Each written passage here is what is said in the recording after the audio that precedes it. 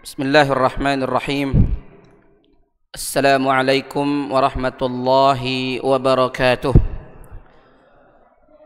Alhamdulillahi rabbil alamin wal aqibatu lil muttaqin wa la udwana illa 'alal zalimin wa ashhadu an la ilaha illallah wahdahu la syarikalah wa ashhadu anna Muhammadan 'abduhu wa rasuluh sallallahu alaihi wa ala alihi wa ashabihi wa man tabi'ahum bi ihsanin ila yaumiddin.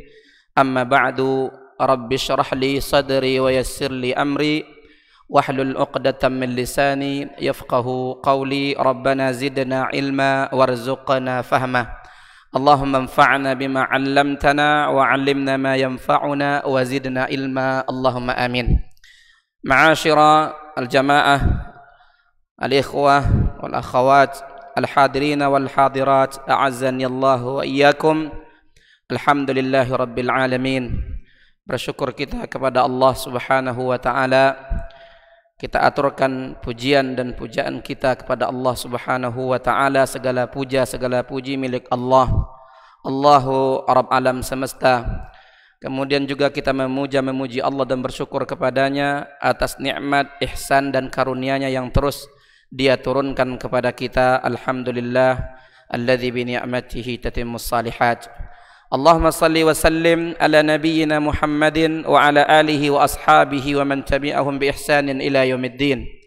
Ya Allah, curahkanlah salawat dan salammu kepada Nabi kami Muhammad sallallahu alaihi wasallam, keluarganya, sahabatnya dan seluruh orang yang mengikuti beliau dengan ihsan, dengan sebaik-baiknya hingga hari pembalasan. Allahumma amin. Ma'asyiral muslimin, azani Allah wa iyyakum. InsyaAllah maghrib ini kita akan mencoba membawa sebuah hadis asal, ya, hadis dasar atau hadis pokok tentang sifat salat Nabi alaihi salatu wassalam, ya, tentang tata cara salat Nabi alaihi salatu wassalam. Hadis ini ya diriwayatkan oleh Abu Hurairah radhiyallahu taala anhu, ada di Sahih Bukhari dan Muslim. Hadis ini masyhur, ya, dengan beberapa perbedaan pada lafaznya, tetapi ya kita mencoba untuk membawakan riwayat yang disahihkan oleh banyak ulama dari dulu sampai abad ini. Di abad ini seperti Syekh Muhammad Nasiruddin Al-Albani rahimahullah. Apa kata Abu Hurairah radhiyallahu taala anhu? Dakhala rajulun al-masjidah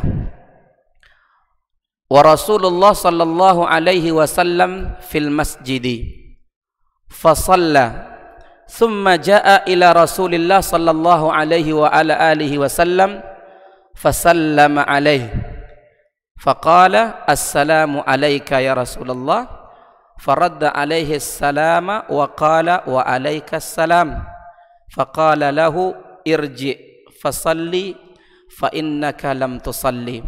Faraja'a fa shalla thumma jaa'a fa sallama wa radda alaihi Rasulullah sallallahu alaihi wasallam as-salama fa qala irji fa salli fa innaka lam tusalli. Faraja'a fa shalla thumma jaa'a fa sallama ala Rasulillah sallallahu alaihi wasallam faradda alaihi as-salama fa qala irji fa salli fa innaka lam tusalli. Wa ba'da thalatha marrat, atau kama qala Abu Hurairah radhiyallahu taala anhu, qala ar-rajul la uhsinu ghairaha fa'allimni ya Rasulullah. Aw fi riwayah fawalladhi ba'athaka bil haqq la uhsinu ghairaha fa'allimni. Faqala lahu Rasulullah sallallahu alaihi wasallam idza qumta ila as-salati fatawadda kama amaraka Allah thumma istaqbilil qiblah thumma azzin thumma aqim thumma kabbir thumma qra ma tayassara laka minal Qur'an. Wa fi riwayah thumma qra bi Fatihatil kitab thumma rka hatta tatma'inna raki'a summarfa hatta ta'tadila atau tatma'inna qa'ima Tsummasjud hatta tatma'inna sajida. Tsummarfa hatta tatma'inna jalisa. Tsummasjud hatta tatma'inna sajida. Tsummarfa ra'saka. Tsummarfa ra'saka. Fa idza fa'alta dzalika faqad tammat salatuka. Wa idza anqasta minha faqad anqasta min salatika. Nah, ini hadisnya yang cukup panjang ya. Hadis ini disebut dengan hadis al-musi salatahu. Al-musi salatahu, arti al-musi salatahu itu menurut sebagian ulama adalah orang yang batal salatnya, orang yang keliru dan salah atau rusak salatnya. Sebagian ulama bilang bukan orang yang sengaja salah, tapi adalah orang yang jahil fi salatihi, orang yang tidak punya ilmu dalam salatnya. Nah, ada dua penamaan dari ulama. Tapi intinya ya, ada yang ditinggalkannya dalam salatnya dari rukunnya. Dan kita tahu salat nanti ada ya hal-hal yang kalau ditinggalkan maka salat batal atau tidak sah. Disebut dengan apa? Rukun. Ya, kalau wajib, yang kedua wajib, kalau ditinggalkan tidak sampai membatalkan ya salat tapi berdosa. Ya, kalau sengaja. Yang ketiga adalah penyempurnanya dari mustahabatnya atau sunnah-sunnahnya, maka kalau dikerjakan berpahala, ditinggalkan tidak apa-apa. Baik. Nah, ini akan kita coba ya kaji maghrib kali ini. Apa kata Abu Hurairah radhiyallahu taala anhu? Telah masuk seseorang ke Masjid Nabawi yang ketika itu Nabi berada di dalam masjid. Lalu dia salat, orang tadi sendiri. Ya, setelah dia selesai salat, dia menghampiri Nabi seraya mengucapkan salam kepada Nabi. Nabi pun jawab salamnya dengan ketika dia bilang ke Nabi, "Assalamu alayka ya Rasulullah." Nabi menjawab salamnya, "Wa alaikas salam." Apa kata Nabi setelah itu? "Kembali kamu salat lagi, kamu belum salat." Kembali dia, ya. Kemudian dia salat, selesai salat dia datang lagi menghampiri Nabi. Dia ucapin salam lagi ke Nabi, Nabi jawab salamnya. Kemudian Nabi bilang ke dia seperti yang tadi, "Kembali lagi kamu, salat lagi kamu belum salat." Bayangkan, di zaman Nabi, ketemu dengan Nabi, real dan nyata dia sudah salat, tapi ternyata Nabi bilang, "Kamu belum salat." Ya, dia kembali untuk kali ketiga. Dia salat, selesai salat, datang ke Nabi. Dia ucapkan salam, Nabi jawab salamnya, Nabi masih bilang yang tadi. Ya, "Kembali kamu, salat lagi, kamu belum salat." Allahu Akbar. Itu 14 abad yang lalu. Ya, kira-kira kepedean nggak kita? Salat kita semuanya sah. Nah, ini perlu belajar. Ya, subhanallah. Nggak mungkin dia nggak tahu seperti apa salat Nabi. Tapi ternyata ada dalam kejadian ini satu yang salah dari dia. Iya, mungkin jemaah ada tahu jawabannya insyaallah. Tapi kita bahas lagi ya salat hadis ini supaya salat kita kembali kita ya perbaiki, berusaha terus kalau sudah baik mempertahankannya. Karena memang hati itu mengalami kemerosotan ya. Seperti besi bisa berkarat, begitu juga hati dengan iman bisa berkarat, perlu diperbaharui lagi. Maka kali keempat ya, setelah 3 kali dia datang lagi, Nabi suruh lagi. Untuk kali keempat dia menyerah sampai dia bersumpah, demi Allah, zat yang telah mengutusmu dengan kebenaran, ya, saya tidak bisa melakukannya lebih baik dari itu. Ajari saya ya Rasulullah. Barulah sadar dia. Tadi dia kepedean 3 kali, dia coba lagi, dia coba lagi. Ternyata memang yang satu itu dia tinggalkan. Maka kata Nabi, baru Nabi ajarkan dari kalimat ini bukan pada satu kesalahan itu saja. Sampai Nabi sebutkan, apabila kamu bangkit ya untuk salat, maka ya berwuduklah kamu dulu seperti yang Allah perintahkan di awal surat Al-Maidah. Kalau nggak salah ayat 6, Allah berfirman, ya ayyuhalladzina amanu idza kumtum ilas salati faghsilu wujuhakum wa aydiyakum ilal marafiqi wamsahu bi ru'usikum wa arjulakum ilal ka'bain. Itu kata Nabi pertama, bila kamu berdiri bangkit ingin sholat, berwuduk dulu. Banyak sekali hadis yang mengatakan bahwa seorang yang berhadas tidak akan diterima sholatnya kalau tidak bersuci atau berwuduk. Tapi wuduk yang sunnah yang kita kerjakan, karena sesuai dengan sunnah itulah insya Allah yang akan bermanfaat dari ibadah kita. Ada sunnah seperti memisahkan menyapu kepala dengan telinga, itu sunnahnya ada, tapi sunnah yang dhaifah. Yang disepakati dan sahih adalah rukun wudhu itu 4. Pertama dalam ayat tadi, pertama wajah, basuh wajah minimal sekali. Maka kumur-kumur dan menghirup air ke hidung kemudian disemburkan sekaligus berbarengan dari mulut dan dari hidung, itu wajib. Tetapi karena dia ngambil wajibnya bagian dari wajah, tetapi dia di awal karena dia terletak di wajah, maka masuk perintah pada membasuh wajah. Maka rukunnya 4, membasuh wajah, sebelumnya berkumur-kumur dengan menghirup air ke hidung kemudian sekaligus disemburkan berbarengan dari mulut dan dari hidung, kemudian wajah, kemudian tangan, dari ujung telapak tangan sunnahnya atau sesuai dengan yang disifatkan oleh Allah dalam ayat sampai ke dua siku kanan dan kiri minimal sekali. Kemudian kata ayat, basuhlah kepalamu, wamsahu biru'usikum, tidak ada telinga. Hadis yang menerangkan baik perkataan maupun perbuatan, kebanyakannya adalah perbuatan Nabi yang dilihat oleh sahabat-sahabat seperti Ali dan yang lain-lain, menceritakan bahwa Nabi kalau membasuh kepala itu membasahkan 2 telapak tangannya, kemudian dia letakkan mulai dari depan rambutnya, kemudian beliau giring kedua telapak tangannya ke tengkuk, kemudian sampai ke belakang beliau kembalikan lagi ke depan, kemudian langsung telunjuk dan 2 jempolnya membasuh 2 telinga. Begitu.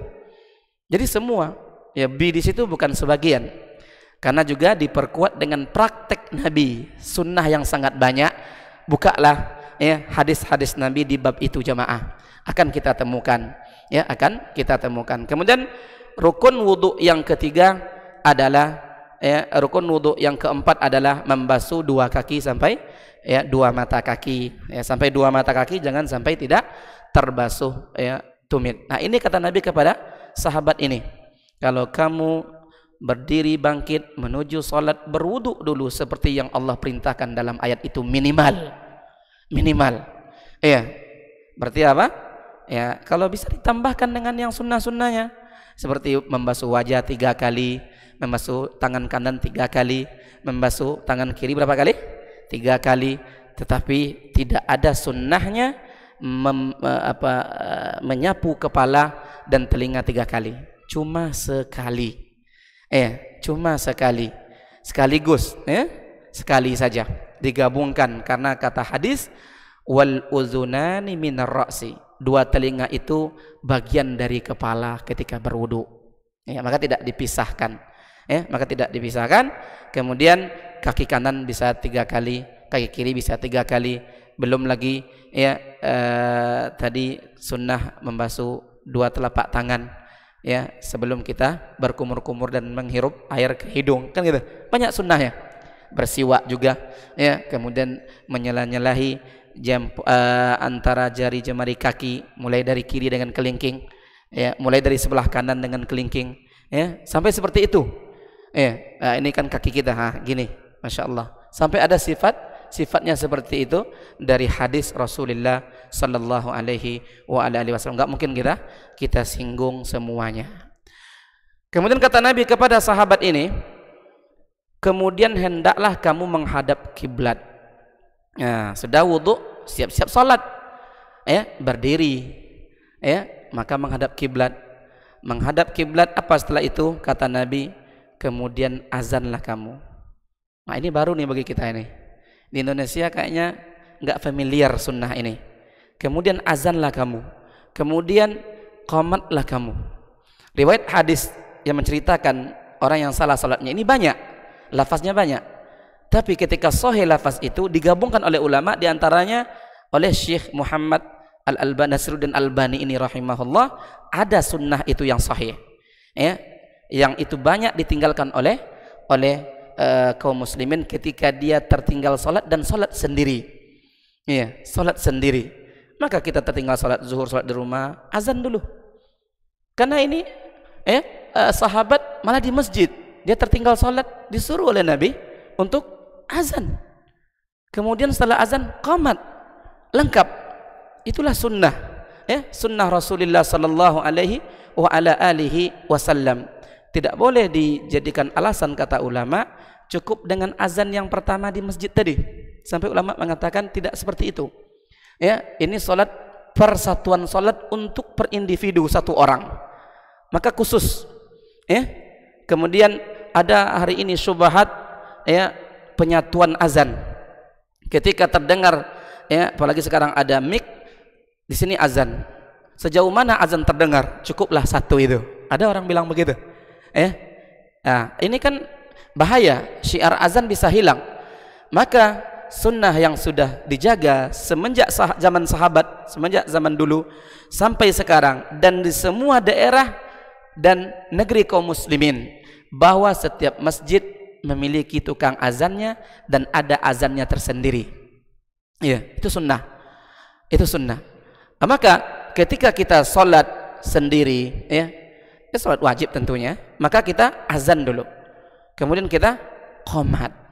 Ya, di antara hadis yang disahihkan oleh ulama, di antaranya kata Syekh Albani rahimahullah, ma min rajulin fi ardi qayyin fahadarathu shalah fayu'azzinu wa yuqimu wa yusalli, ya, illa yusalli min waraihi min makhluqatillahi ma la yura tarafah, atau kama qala alaihi salatu wassalam.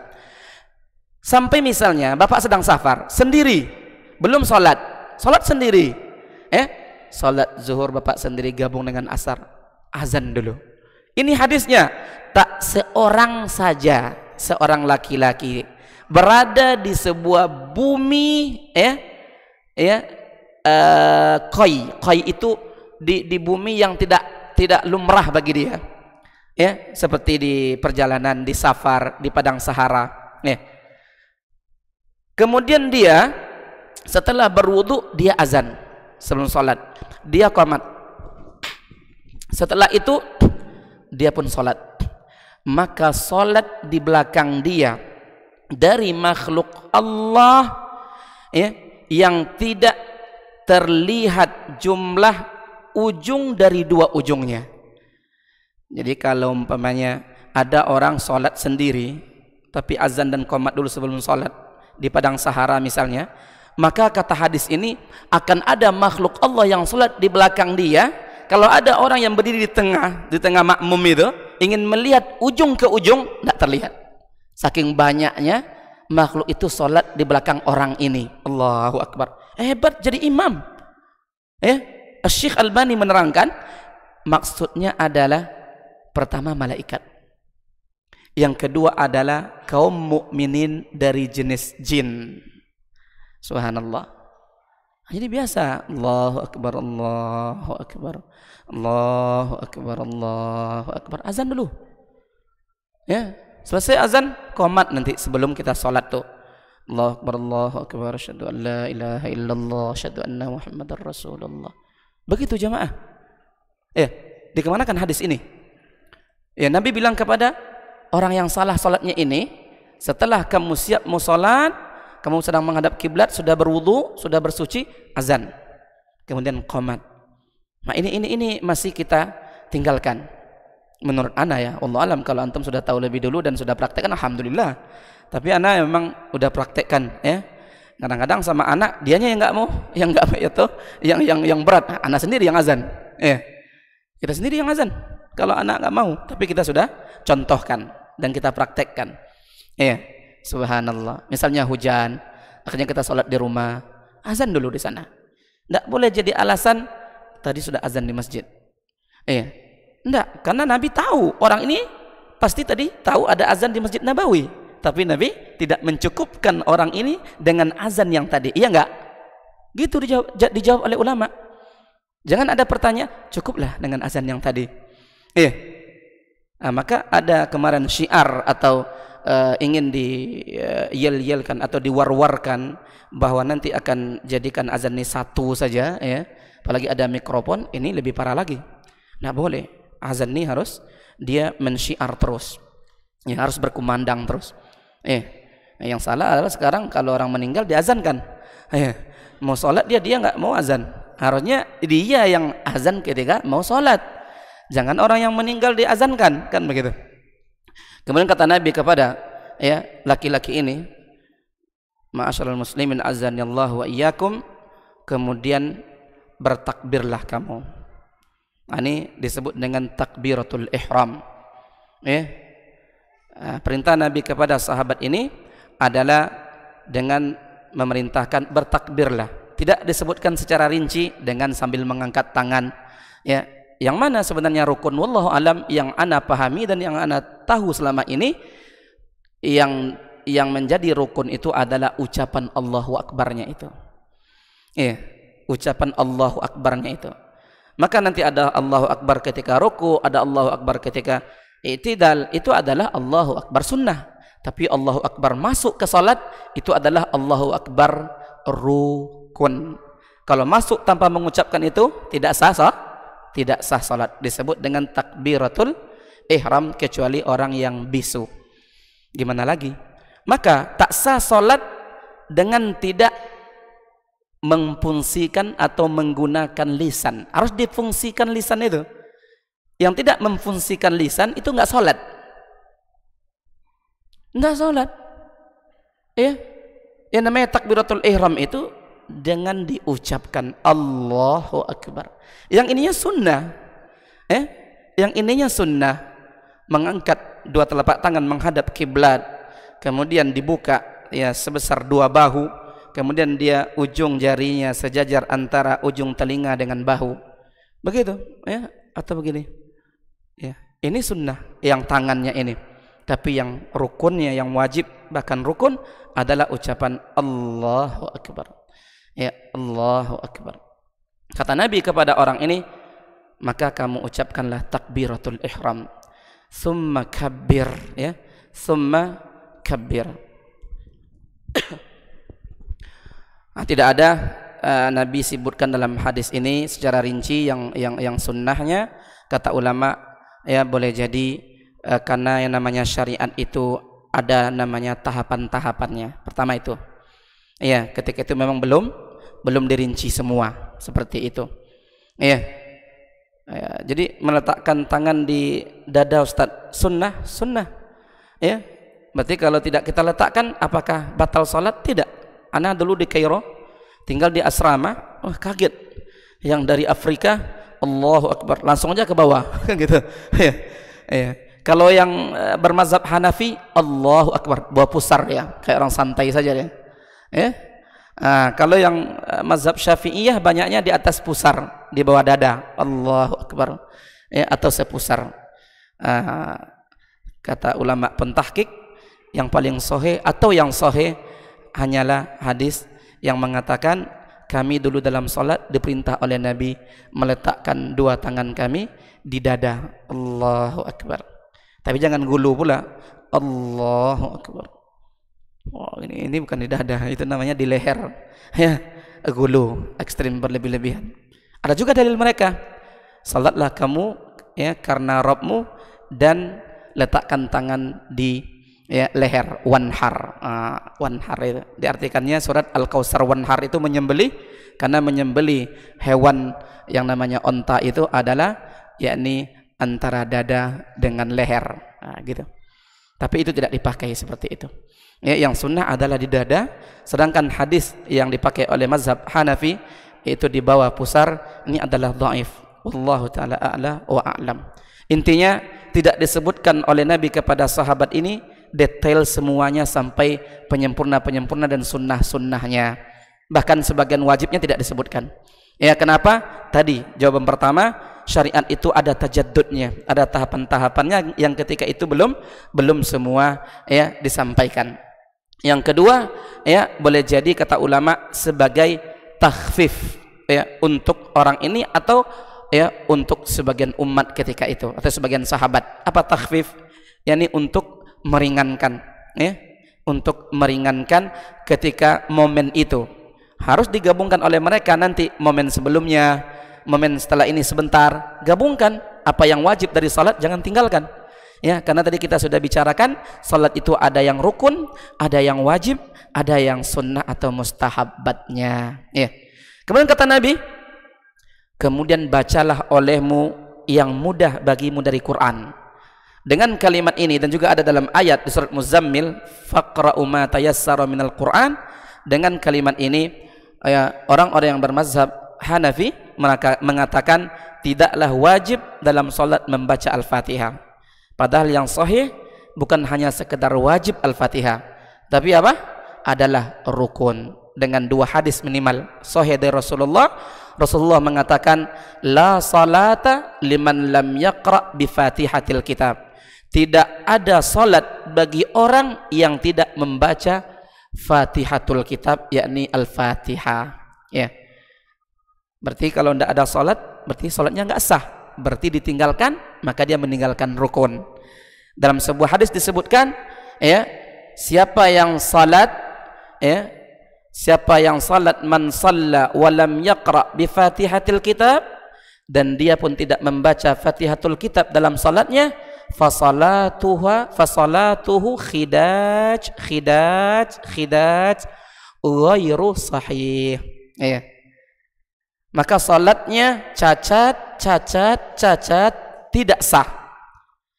Subhanallah, cacat, tidak sah. Maka tak mungkin kita enggak baca Al-Fatihah, kecuali pertama orang yang baru masuk Islam. Tidak bisa dia menghafal segera Al-Fatihah. Datang waktu sholat, dia wajib sholat. Gimana caranya? Sampai dia hafal. Untuk sholat yang sudah datang ini, dia menggantikan Al-Fatihah dengan zikir subhanallah walhamdulillah wala ilaha illallah wallahu akbar.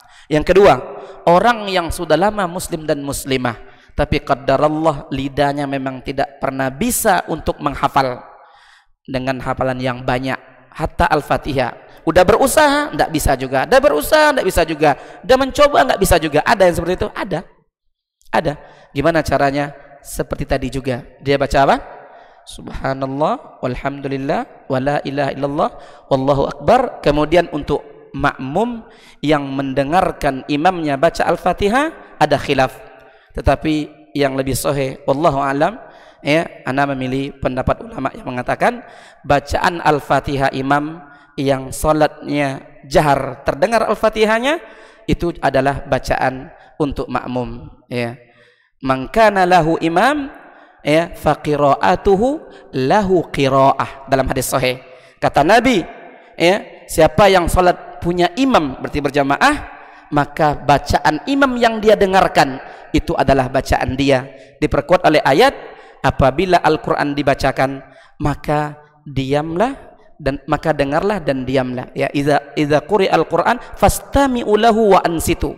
Dengarlah dan diamlah. Ya, la'allakum turhamun. Semoga kalian mendapat rahmat dari Allah Subhanahu wa taala. Tapi sebagian ulama ketat seperti Syekh Muhammad Ibn Shalih Al-Utsaimin mengatakan mau makmum walaupun jahar imamnya, nanti baca Al-Fatihah cepat-cepat setelah itu. Wallahu alam. Kalau ana mengikuti ulama yang mengatakan, di antaranya Syekh Al-Albani rahimahullah dalam kitab sifat salatnya mengatakan hadis tadi sahih, siapa yang salat berjamaah ada imamnya terdengar membaca Al-Fatihah dan ayat, maka bacaan imam adalah bacaan untuknya. Wallahu a'lam. Kemudian kata Nabi, kemudian rukuklah kamu, ya, hingga kamu tenang dalam rukuk, hingga tumaknina dalam rukuk. Ya. Mana ayat? Wallahu alam, yang sahih baca ayat setelah Al-Fatihah adalah wajib. Ya, ditinggalkan berdosa. Ya, kalau dengan sengaja, tapi tidak sampai membatalkan salat. Mana ayat? Tidak syak bahwa Nabi terdengar oleh sahabat di salat-salat jahar setelah Al-Fatihah membaca ayat-ayat. Ada yang bervariasi, membaca ayat yang bervariasi, ada yang panjang, ada yang menengah, ada yang sedang. Walaupun sesekali berkebalikan. Yang sering panjang di subuh.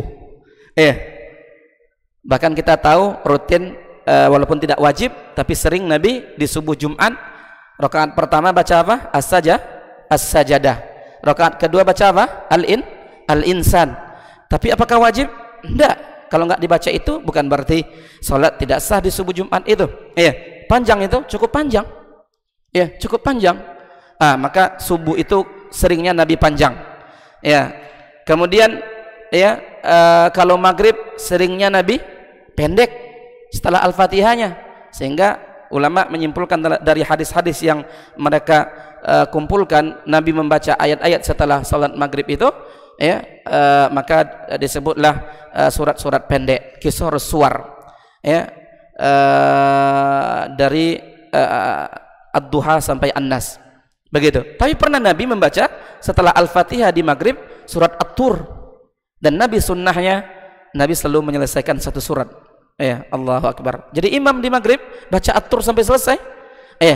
Itu harus tartilnya agak cepat. Subhanallah, karena maghrib singkat. Kalau zuhur, asar dan isya Nabi membaca setelah Al-Fatihah surat-surat yang sedang biasanya, antara Al-Mursalat, kalau isya antara mulai dari Al-Lail sampai An-Naba, begitu. Kemudian kadang-kadang naik sedikit ke juz 29. Ulama sudah membahas, diantaranya Syekh kita, Syekh Al-Albani rahimahullah, dalam kitab sifat salat Nabi, tata cara salat Nabi, beliau merinci hadis-hadis yang menjelaskan seperti apa bacaan Nabi setelah membaca Al-Fatihah, bacaan ayat setelah Al-Fatihah. Ini menunjukkan apa? Tidak mungkin nggak baca ayat. Nggak mungkin nggak baca ayat, kecuali salat yang lebih dari 2 rakaat. Maka rakaat ketiga dan keempat kalau kita baca, sunnah jatuhnya. Kalau rakaat 1 dan 2 tidak sunnah. Berarti kalau rakaat 3 dan 4 kita baca alhamdulillah, tidak dibaca nggak apa-apa. Wallahu a'lam. Itu mungkin yang juga diketahui oleh makmum. Kemudian kata Nabi, hendaklah kamu ruku setelah itu, sampai kamu tumakninah dalam keadaan ruku. Ini yang menjadi kesalahan sahabat ini. Tidak ada apa? Tumakninah. Summarka, kemudian rukuklah kamu, hatta tatma'inna raki'a, sampai kamu tumakninah dalam keadaan ruku. Baik. Tumakninah, sebagian ulama mendefinisikan tumakninah itu adalah ruju'u jami'il mafasil ila mahalliha fayastariha fiha, kembalinya seluruh persendian badan orang itu ke tempat aslinya, sehingga dia bisa istirahat di tempat itu. Disuruh tumaknina di ruku, maka ketika ruku ada Allahu Akbar, maka ketika ruku itu ada menetap setiap persendian badan kita yang kita sekarang lakukan untuk ruku. Jangan Allahu Akbar, sami Allahu liman hamidah. Ini tidak tumaknina. Sebagian ulama malah menambahkan minimal tumaknina pada ruku Allahu Akbar, maka dia sempat membaca subhana rabbiyal azim, walaupun tak ada wa bihamdinya. Minimal apa? 1 kali zikir atau tasbih yang dibaca dalam ruku atau wirid ruku, subhana rabbiyal azim, maha suci Rabbku yang maha agung. Tetapi ingat, kita kan kita ini, bawaan kita ini dalam Al-Quran disebutkan ajulah, tergesa-gesa. Potensi tergesa-gesa kita itu selalu ada. Makanya kita salat dengan Allahu Akbar, subhana rabbil azimnya itu disambar saja. Kadang 3 kali. Sami Allah liman. Itu bukan tasbih kata ulama. Tepatkan bacaan Anda pada wirid dan zikir Anda. Subhana rabbiyal azim. Baru naik. Jangan Allahu Akbar, subhanarabbil azim, subhanarabbil azim, subhanarabbil. Walaupun 3 kali, tapi tidak terlalu jelas. Apa namanya, disenggol-senggol gitu. Sehingga di awalnya terdengar oleh orang malah supnya gitu. Subhanallah. Begitu juga setelah salat. Setelah salat nanti kata Nabi, siapa yang berzikir subhanallah 33 kali, nanti dia akan diampunkan dosanya. Subhanallah. Dia subhanallah, subhanallah, subhanallah, subhanallah, subhanallah, subhanallah. Begitu juga dalam salat, terlebih dalam salat. Sehingga yang menjadi korban ini selalu tumak nina ini, karena potensi buru-buru kita tadi itu. Manusia diciptakan dalam keadaan buru-buru, kata Allah dalam ayat. Bahkan al-insanu ajula. Manusia itu membawa sifat dasarnya terburu-buru. Nasihati orang yang kita lihat, orang terdekat kita, istri kita, adik kita, itu sholat apa joget? Bilang gitu ke dia. Allah, Allah, Allah, Allah, salam, salam. Udah. Subhanallah. Itu anak-anak gitu. Salat kalau nggak kita kontrol, udah. Anak-anak alhamdulillah masih anak-anak. 7 tahun, 8 tahun. Tapi kita kontrol seharusnya, biar dia terbiasa. Terutama tumak nina ini. Tumak nina tidak sah salatnya kalau nggak tumak nina. Maka gimana tarawih 21 rakaat, 23 rakaat dengan witir 7 menit. Itu lebih dari supir Medan nih. Amin. Al-haq mutakasur. Allah. Subhanallah. Ini namanya bermain-main sama Allah. Ini mengolok-olok Allah subhanahu wa ta'ala. Padahal ketika sholat kita bermunajat kepada Allah, kita bercakap-cakap sama Allah, kita sedang berkomunikasi sama Allah. Sehingga dalam sebuah hadis sahih, setiap hamba yang sedang sholat, Allah menghadapinya di depannya. Makanya ketika terpaksa meludah, janganlah meludah ke depan, meludahnya ke bawah atau ke samping kiri. Subhanallah. Karena dulu masjid Nabi tidak diubinin seperti kita. Kemudian kata Nabi, summarfa, kemudian angkatlah kepalamu, bangkitlah kamu dari ruku, hatta ta'tadila qa'imah, atau hatta tatma'inna qa'imah, sampai kamu tenang, tumaknina, dalam keadaan berdiri lagi. Tengok, ta'tadila, seimbang seperti berdiri pertama. Jangan sami Allahu liman hamida, Allahu akbar, tergesa-gesa dalam gerakan, tergesa-gesa dalam zikir dan wiridnya. Ini sebuah catatan dari Syekh Albani untuk rakyat Saudi terutama. Ketika imamnya bilang, nanti disambung suara imam oleh penyambung. Sami Allahu liman hamidah, kata imam, langsung disambung Rabbana walakal hamd. Di mazhab mereka Hambali, bahwa mereka memakai hadis, apabila si imam membaca Sami Allahu liman hamidah, maka katakan oleh kalian, ada kalimat setelah dia mengatakan Sami Allahu liman hamidah, langsung disambut Rabbana walakal hamd. Maka prakteknya banyak dari orang-orang mamlakah Saudi Arabia, ketika bangkit makmumnya itu, dia bukan membaca Sami Allahu liman hamidah, tapi makmumnya ketika pindah dari ruku ke i'tidal, proses pindah itu saja dia membaca Rabbana walakal hamd. Ini kesalahan. Tapi alhamdulillah kayak di Indonesia enggak. Tapi yang jelas adalah, kata ulama, di antaranya kata Syekh dalam bukunya ini, baca Rabbana walakal hamd dan baca Sami Allahu liman hamidah di proses kita bangkit tadi, baca Rabbana walakal hamd oleh semua imam, makmum, dan salat sendiri. Gitu. Begitu. Sampai sunnah yang seperti itu diingatkan kita oleh ulama. Karena kalau kesalahan dibiarkan, dia akan terus berlanjut dan nanti membesar. Subhanallah. Padahal tadi ketika proses dari ruku ke berdiri bangkit i'tidal itu wiridnya adalah Rabbana sami Allahu liman hamida, Rabbana walakal hamdunya setelah berdiri, Rabbana walakal hamdu. Bahkan ada yang lebih panjangnya, ya, mil as-samawati dan seterusnya, kan begitu? Atau dengan zikir yang satunya lagi, Rabbana walakal hamdu, ya, hamdan katsiran thayyiban mubarakan fi, kan gitu? Subhanallah, ya.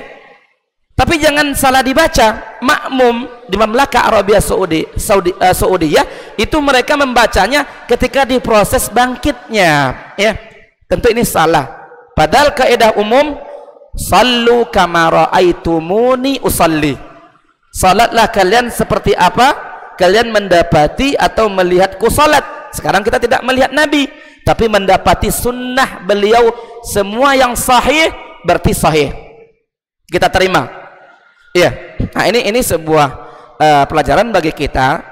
Tidaklah A sampai Z, 1 sampai 100 yang ada di Saudi adalah jadikan dalil Quran dan Sunnah.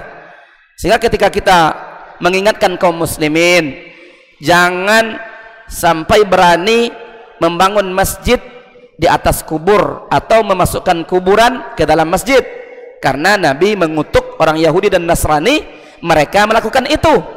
Dari kutukan itu ulama menyimpulkan hukum nggak sah sholat di masjid yang ada kuburannya. Oh, Ustadz ini nggak tahu masjid Nabi dalam kubur Nabi dalam masjid Nabi. Nggak bisa jadi dalil, karena sebenarnya kubur Nabi bukan dalam masjid. Nah, bukan itu yang kita jawab sekarang. Tadi catatannya, dalil bukanlah apa yang ada dan terlihat di sebuah tempat, termasuk di 2 tanah suci. Ya, memang kebanyakannya benar, tapi tidaklah detail semuanya.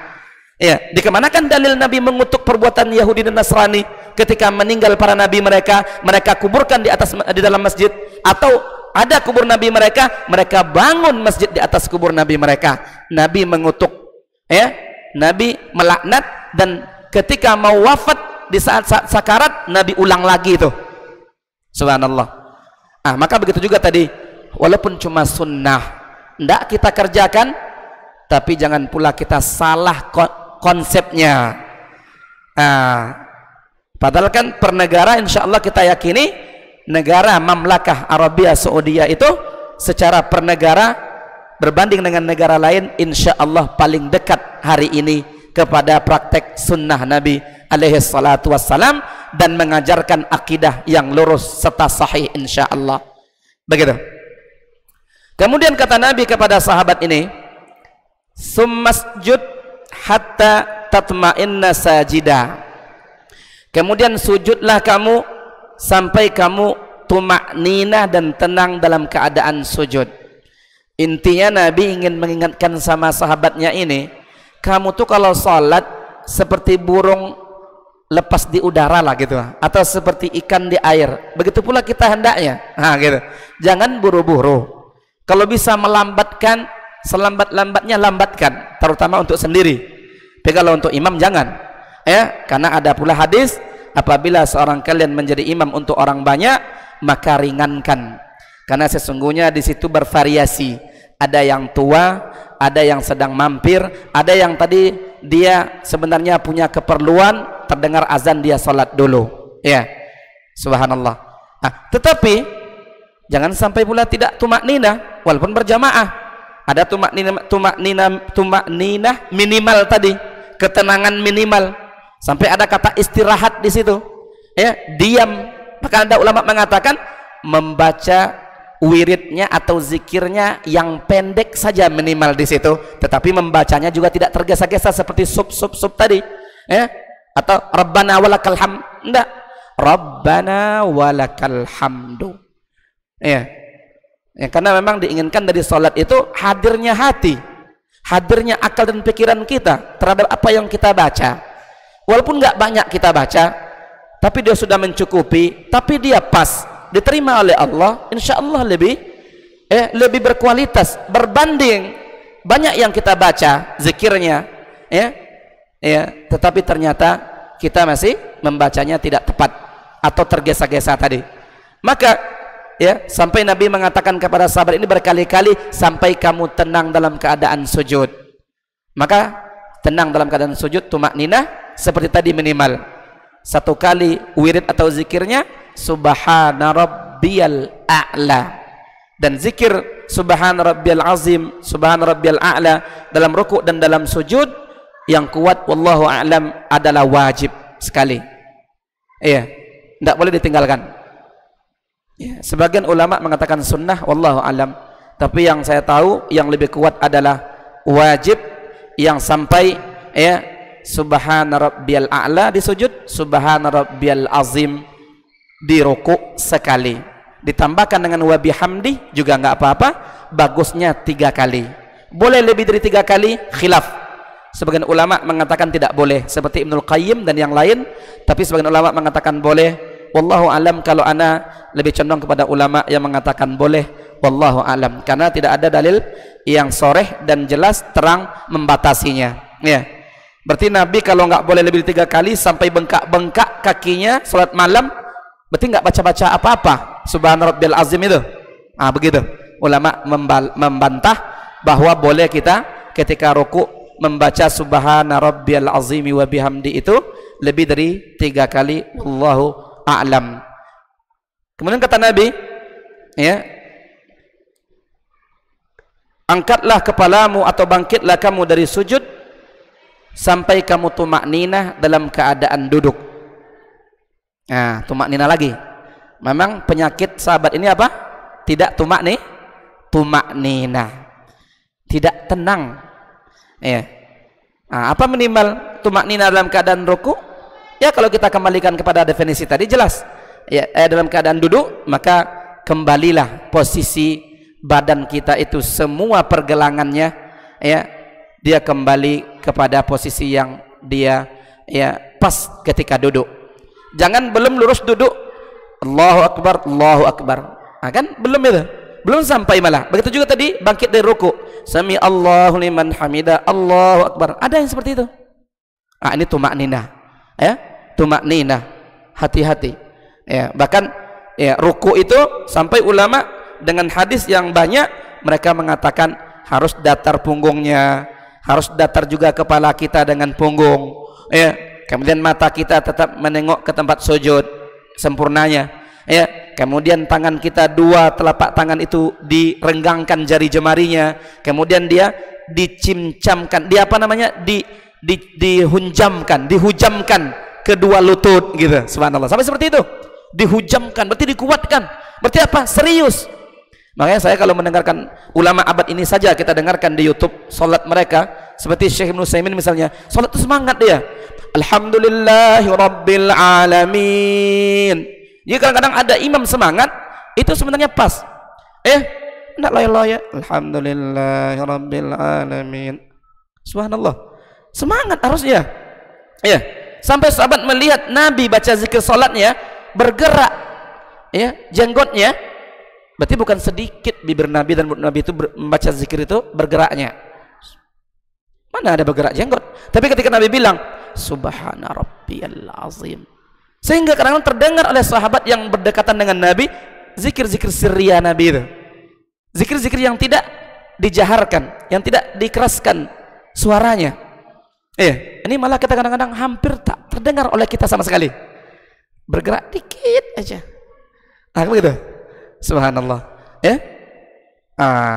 Maka nanti dia selaras, dia tenangnya, membacanya jelas, ada semangatnya, seriusnya, kesungguhannya, begitu. Subhanallah. Sehingga dalam sebuah hadis sahih batal atau tidak sah ya, seseorang yang salatnya la yuqimu ruku'ahu wala sujudahu, tidak membetulkan rukuknya dan sujudnya. Ya, berusaha kita untuk membetulkan rukuk kita, sujud kita, terutama tumakninah tadi. Tumakninah tadi. Kadang-kadang kita bergerak-gerak pula. Menempatkan posisi itu saja kita tidak langsung pas. Subhanallah. Mana kekhusyuan kita. Baik, karena sudah masuk waktu Isya, kita azan dulu, nanti kita lanjutkan ya, insyaallah sampai selesai hadis ini. Barakallahu fikum. Di kalau Umar ini subhanallah, yang diinginkannya itu generasi-generasi luar biasa, orang-orang hebat. Lalu kemudian apa yang dilakukan oleh Umar? Fa asta'miluhum fi ta'atillah, aku gunakan mereka ini di dalam ketaatan kepada Allah. Ketika kaum muslimin itu memiliki penyakit namanya wahan, yaitu hubbud dunya wa karahiyatul maut, cinta dunia dan takut akan kematian. Lalu Nabi menjawab dengan yang lebih penting. Apa itu? Madza a'adatta laha, apa yang engkau siapkan untuk kiamat itu. Bin Sulaiman tadi, inti yang bisa kita ambil apa? Solehkan diri kita. Solehkan diri kita sebelum mencari rezeki. Karena kalau kita tidak soleh, kalau kita tidak bertakwa kepada Allah Subhanahu wa ta'ala dalam mencari rezeki itu akan terasa sulit.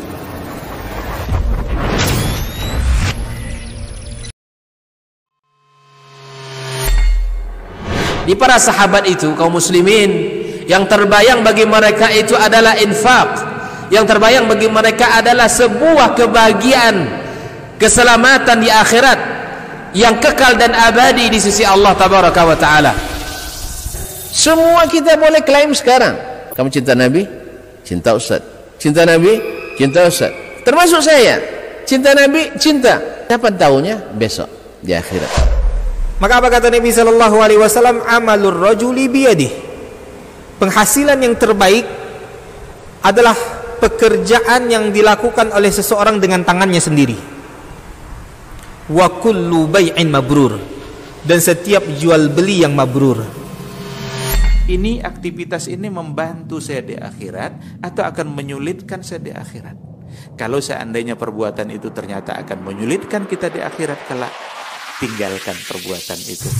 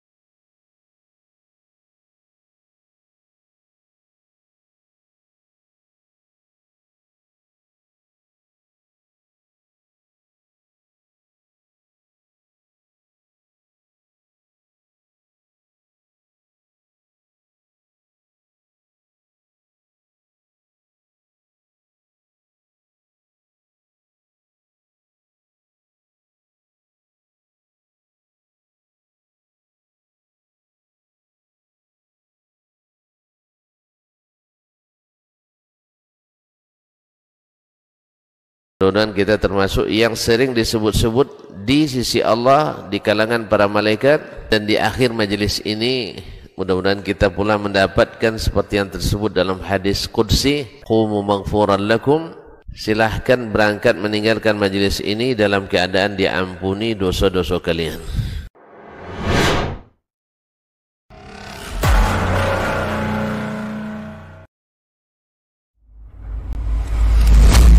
Di kalau Umar ini subhanallah, yang diinginkannya itu generasi-generasi luar biasa, orang-orang hebat. Lalu kemudian apa yang dilakukan oleh Umar?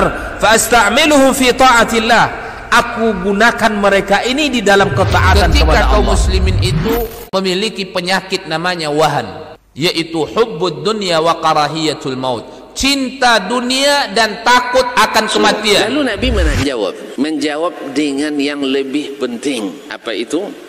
Madza a'adatta laha, apa yang engkau siapkan untuk kiamat itu. Bin Sulaiman tadi, inti yang bisa kita ambil apa? Solehkan diri kita. Solehkan diri kita sebelum mencari rezeki. Karena kalau kita tidak soleh, kalau kita tidak bertakwa kepada Allah Subhanahu wa ta'ala dalam mencari rezeki itu akan terasa sulit.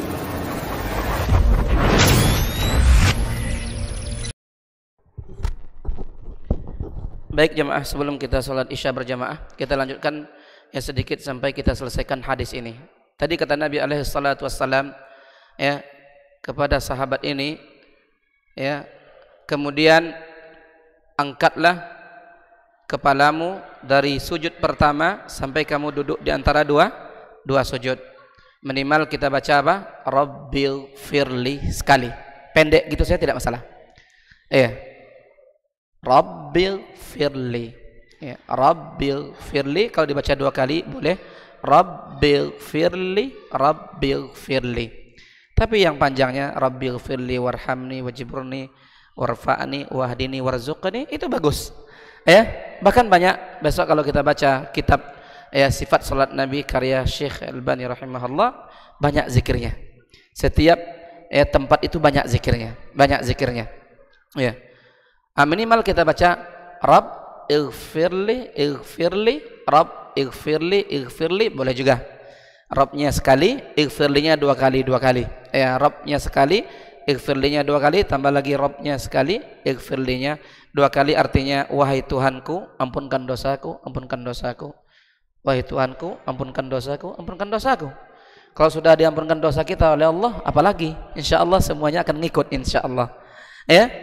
Yang anda tahu wallahu alam, minimal yang tadi Rabbil firli.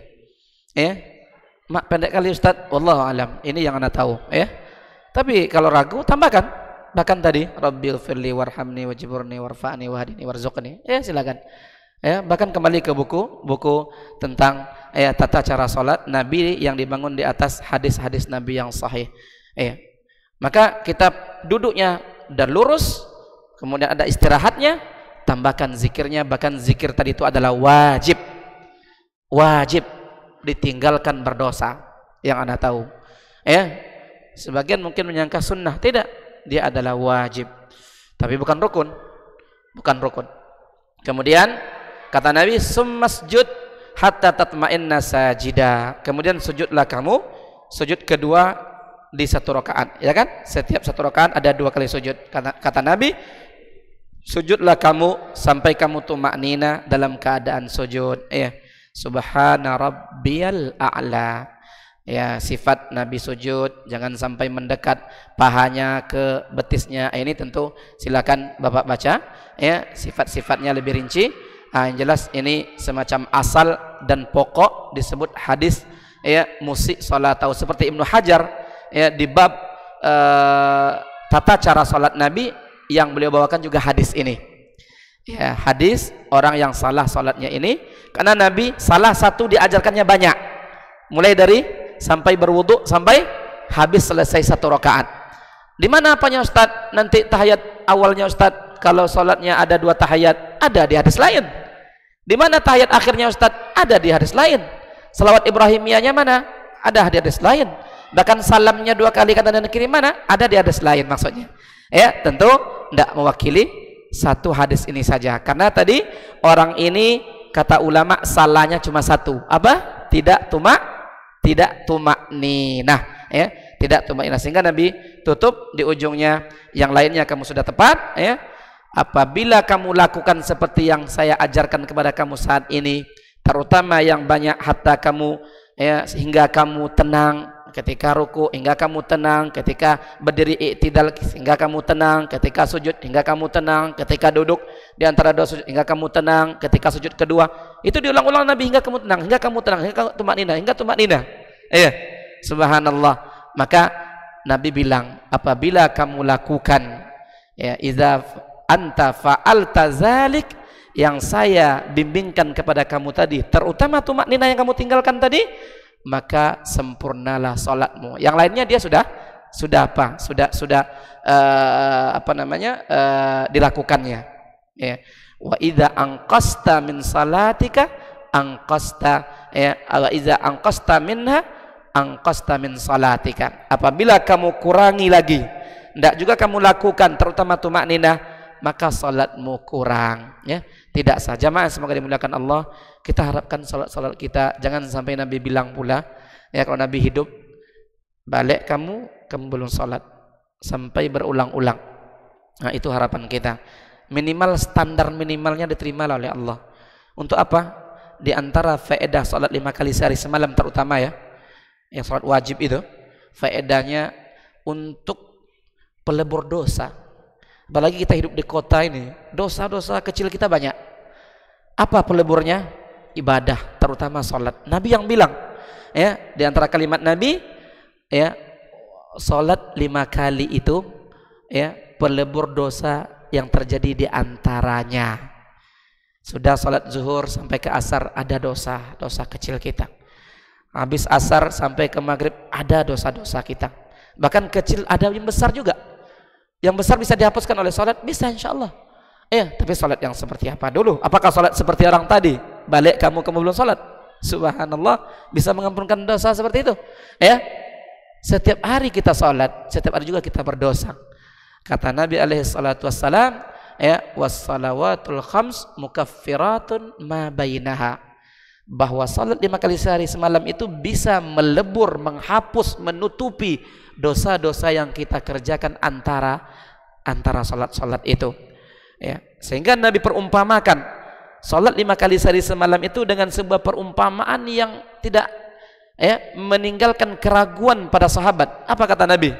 Atarawna binahrin bibabi baiti ahadikum yagtasilu fihi 5 marratin fi kulli yaumin ayabqa min jasadihi min daranihi syai'un, qalu la yabqa min daranihi syai'un, qala fakadzalika mathalus salawatil khamsi yukaffirullahu bihinnal khataya. Kata Nabi, gimana menurut kalian wahai sahabatku? Di depan rumah seseorang ada sungai, yang di sungai itu dia mandi setiap harinya 5 kali. 5 kali mandinya, bukan seperti kita. Kita juga mudah sekarang mandi walaupun nggak ada sungai, tapi ada sumber air di rumah kita. Ini 5 kali ada sungai, nyebur mandi. Mandinya bukan mandi anak-anak, nggak pakai sabun, mandi orang dewasa ini. Mandi 5 kali sehari semalam. Apakah kira-kira dengan mandi 5 kali sehari semalam akan tersisa kotoran badannya? Kata sahabat, tidak akan tersisa kotoran badannya Nabi. Maka kata Nabi, begitulah perumpamaan salat 5 kali sehari semalam yang dengan 5 kali sehari semalam itu dapat menghapuskan khotoya, jamak, dan dia pakai alif lam. Kata ulama zahirnya dengan hadis ini bahwa hatta dosa besar bisa dihapuskan oleh salat. Tapi enggak kita rekomendasi salat siapa, salat kita, salat fulan, salat ilan, enggak tahu. Kenapa? Karena kita Allahul Musta'an, salat kita seperti apa, Allah yang tahu salat kita seperti apa. Tapi salat yang memang berhasil, orang salat itu seperti yang Allah dan Rasul tuntunkan, bisa. Makanya banyak ulama mengatakan bahwa dosa yang dilebur oleh ibadah-ibadah itu, diantaranya salat sekalipun, itu hanyalah dosa-dosa kecil. Pendapat yang kuat tidak seperti itu.